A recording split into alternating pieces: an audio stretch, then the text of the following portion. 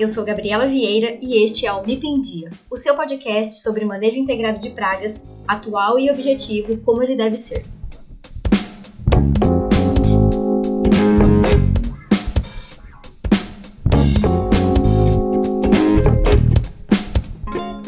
Olá pessoal, sejam bem-vindos a mais um episódio do MIP em Dia.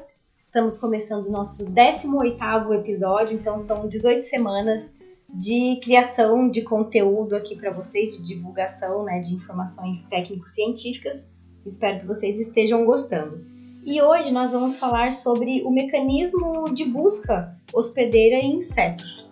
Antes de nós falarmos de como é que esse mecanismo acontece, quais são as atividades envolvidas, eu gostaria de colocar aqui para vocês a questão dos sinais químicos, que na verdade são os principais envolvidos aí nessa busca hospedeira, embora hajam outros tipos de sinais transmitidos. Então, os sinais químicos, eles são divididos em dois grupos. O primeiro grupo são os aleloquímicos e o segundo grupo, os feromônios. Qual que é a diferença entre um e outro? Os aleloquímicos são sinais, são substâncias responsáveis pela comunicação interespecífica, ou seja, entre espécies diferentes. Por exemplo, uma planta soltando um sinal químico, entre aspas, um cheiro, um odor, que vai atrair ou repelir um inseto. Isso é um aleloquímico. Existem subdivisões dentro do grupo dos aleloquímicos, que são então considerados substâncias para comunicação interespecífica entre diferentes espécies. Já os feromônios, eles são substâncias que são responsáveis pela comunicação dentro da mesma espécie, intraespecífica, certo? Então, acredito que vocês também devam se lembrar muito da questão dos feromônios sexuais, que são os mais famosos na agricultura, são bastante utilizados em armadilhas, por exemplo. Então, eles vão ser responsáveis por essa comunicação entre machos e fêmeas ou dentro de um grupo ali diverso da mesma espécie, como marcadores de trilha, agregadores. Existem muitas variações, muitos tipos de feromônios. Então, estes são os dois grupos de sinais químicos utilizados pelos insetos, e o mecanismo de busca que nós vamos comentar envolve mais os aleloquímicos do que os feromônios, embora os feromônios também possam estar presentes na busca pelo hospedeiro.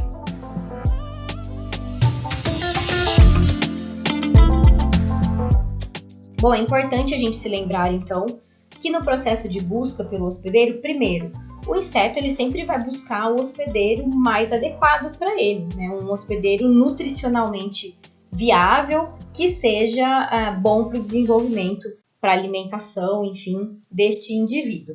E aí, para que essa busca seja adequada, ele requer também uma sofisticação, vamos dizer assim, dos mecanismos de detecção dos sinais presentes no seu hospedeiro, no ambiente. E aí, a energia envolvida nessa procura, nessa busca hospedeira, pode ser muito alta. A gente sabe que o ideal é que tenha um equilíbrio, custo-benefício adequado.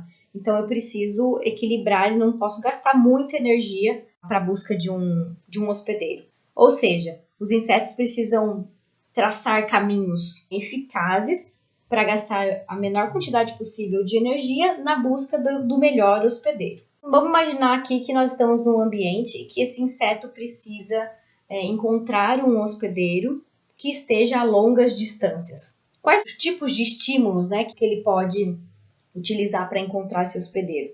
Ele pode usar um estímulo olfativo, ele pode usar um estímulo de som, um acústico, um estímulo visual, um estímulo tátil, e aí a gente pode colocar aqui tátil e ou gustativo, que vai envolver ali os sinais no ambiente. Então, é um conjunto de possibilidades.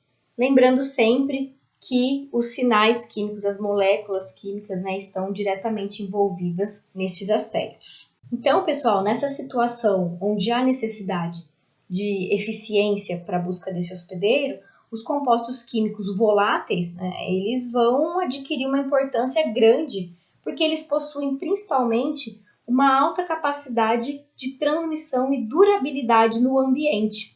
Então, eles vão ser bastante utilizados para os insetos e também eles são específicos e precisamente detectados pelos receptores dos insetos. Então, imaginem num ambiente grande, esses insetos vão se localizar através desses sinais químicos que têm uma capacidade de durabilidade maior. E aí, embora, né, o processo de busca pelo hospedeiro ele seja variável e mude em relação à espécie, aos hábitos do inseto, ao conjunto de sinais disponíveis, a interferências ambientais, existem estudos que comprovam, vamos dizer assim, uma sequência de atividades, de comportamentos envolvidas no processo de busca hospedeiro. O primeiro comportamento é o comportamento de dispersão. O que acontece? Esse indivíduo está ali e precisa começar a identificar esse alimento, esse hospedeiro. Então, ele vai se dispersar aleatoriamente com movimentos não orientados, está procurando, não são movimentos direcionados. A gente chama de cinese. Ele está procurando ali alguma coisa. Quando ele começa a entender, a sentir algum sinal químico no ambiente, ele passa a realizar movimentos direcionados, orientados por esses estímulos químicos. Esses sinais químicos vão levá-lo em direção ao alimento, ao seu hospedeiro. Então, nessa etapa, as moléculas químicas provenientes do hospedeiro elas estão dispersas no ar em formas de plumas de odor e, uma vez em contato com as sensilas da antena do inseto, a gente sabe que a antena ela é revestida por sensilas que captam sinais químicos, entre aspas, cheiros no ambiente. Então, elas são captadas e são absorvidas por essas sensilas para que o inseto realmente entenda ali o que está acontecendo, tá bom? Então, após ele se aproximar do hospedeiro, ele vai reconhecer e vai responder principalmente aos gradientes de concentração dos sinais químicos até que ocorra de fato um contato direto. Então, veja, primeiro movimentos não orientados, ele sentiu algum sinal químico, começa a fazer movimentos orientados em direção ao hospedeiro e, por fim, acontece esse contato direto. Nessa etapa, a sequência de comportamentos ela pode ser afetada pelas características físicas e químicas também do hospedeiro. Então, no comportamento exploratório, se dá a avaliação pelo contato superficial ali do hospedeiro, através da utilização das antenas, dos tarsos, né, que são estruturas que ficam no ápice das pernas dos insetos, do aparelho bucal e até mesmo do ovipositor, antes dele aceitar ou rejeitar o hospedeiro. Então, vamos recapitular aqui rapidamente. O inseto começa a se locomover de forma não orientada, capta alguma coisa, se locomove de forma orientada, se aproxima, tem um contato direto, utiliza suas estruturas para identificar o hospedeiro ali em questão, e aí ele vai aceitar ou rejeitar esse hospedeiro. De maneira geral, os sinais químicos eles podem apresentar influência diferenciada sobre o comportamento de busca nos insetos, né? Vai depender, então, da complexidade de estrutura, do ambiente de dispersão desses organismos envolvidos e até mesmo da forma como o sinal é disponibilizado pelo hospedeiro e da forma como ele é recebido pelo inseto que está buscando. Mas sabe-se, né, que esses sinais químicos, essas substâncias que são utilizadas nesse contato, podem desencadear aí interações com alto grau de refinamento e muito específicas, né? Elas são responsáveis por possibilitar o encontro entre essas duas espécies. E aqui eu falei de uma forma muito generalizada sobre a possibilidade de encontrar um hospedeiro, um alimento em um lugar amplo, né, um lugar grande, e o inseto utilizando aí desses sinais. Então, é uma relação que nós colocamos como exemplo entre duas espécies, uma planta e um herbívoro. Mas existem relações envolvendo outros tróficos, né, outras camadas da cadeia. Por exemplo, as relações tritróficas, ou seja, que envolvem três partes, três camadas da cadeia trófica. Um exemplo muito bacana de relação de interação tritrófica é a relação planta, inseto herbívoro e predador ou parasitoide. Então, imaginem uma praga que busca a planta, a melhor estrutura da planta ou a planta nutricionalmente mais adequada, e o parasitoide que busca aquela praga para continuar o seu desenvolvimento, para continuar o seu ciclo de vida. imaginem a quantidade de sinais químicos que estão envolvidas nessas relações. E o bacana é que a gente pode pensar que, bom, a planta vai liberar sinais que vão atrair a praga e a praga vai liberar sinais que vão atrair o parasitóide ou o predador. E muitas vezes esse terceiro nível trófico, esse parasitóide ou esse predador, ele é atraído por sinais da própria planta e não da praga. Por exemplo, a planta libera um sinal químico diferente quando ela está sendo atacada pela praga.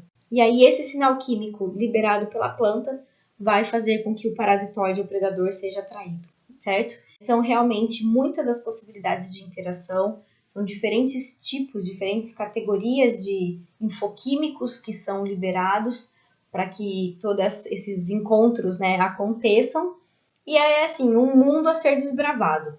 É uma ótima área de estudo, nós temos algumas instituições referências no Brasil e no mundo, né, obviamente, com aparelhos requintados de última geração para o isolamento dessas substâncias químicas. Então, para quem tem interesse nessa área, fica aqui até uma recomendação de que deem uma olhada mais a fundo mesmo e vejam como é que vocês podem ajudar a desenvolver esse campo, esse mercado, né? Essa área tão promissora aí e desvendar outros segredos das interações tróficas mediadas por infoquímicos na classe Insecta. Tá certo? Pessoal, eu espero que vocês tenham gostado desse episódio e até a semana que vem.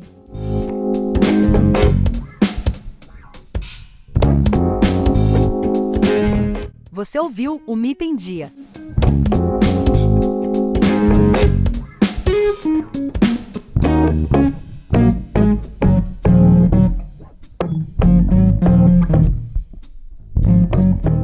Este episódio foi editado por De Rosa Edições, @Henrique Oliveira de Rosa.